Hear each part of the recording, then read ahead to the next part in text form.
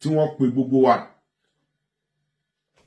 Àwọn tí wọ́n pè ní leaders of tomorrow ní ọjọ́ àná, beggars of today ni wọ́n.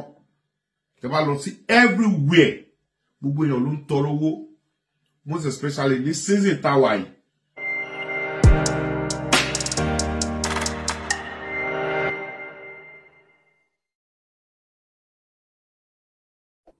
Aki káàbọ̀ sí ìkànnì Village Space TV, ẹ̀yin èèyàn mi.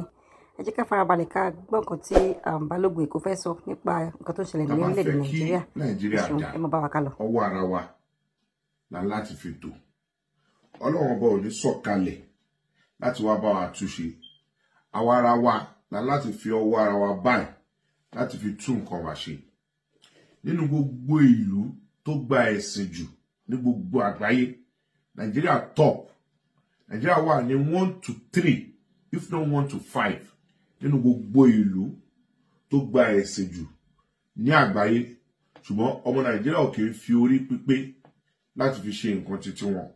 A máa ń fi gbogbo nǹkan nígbésí ayé wa, a máa ń tì mọ́ Ọlọ́run ọba ní ọ̀run ni.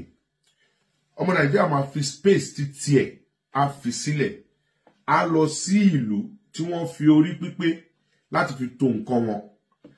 A máa wá fi èpè, a máa fi ránṣẹ́ sí Nàìjíríà.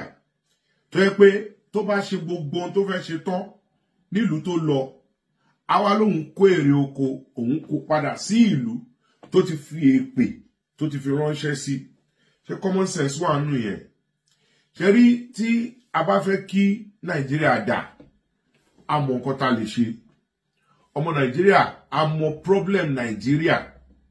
Títorí pé tá bá wo nǹkan tí ó ń ṣẹlẹ̀ ń sìn, tí gbogbo àwọn lawmakers wa, àwọn senators wa, tí wọ́n pad budget, tó yẹ pé owó ńláńlá, òun nìkan tá ń gbọ́n sìn, 500 million, 1 billion, 2 trillion, ní àwọn owó tá ń gbọ́n sìn.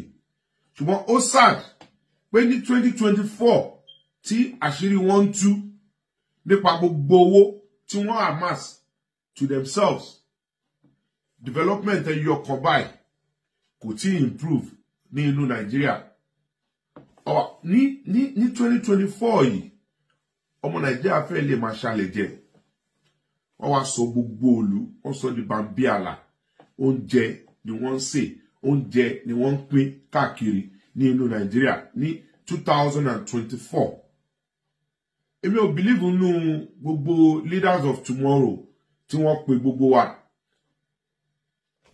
Àwọn tí wọ́n pè ní leaders of tomorrow ní ọjọ́ àná, beggars of today ni wọ́n. Tẹ́ bá lọ sí everywhere, gbogbo èèyàn ló ń tọrọ owó, most especially ní season táwa yìí, tí àwọn Christian àti Muslim tó wọnú ara wọn, everybody ń tọrọ owó jẹun ni.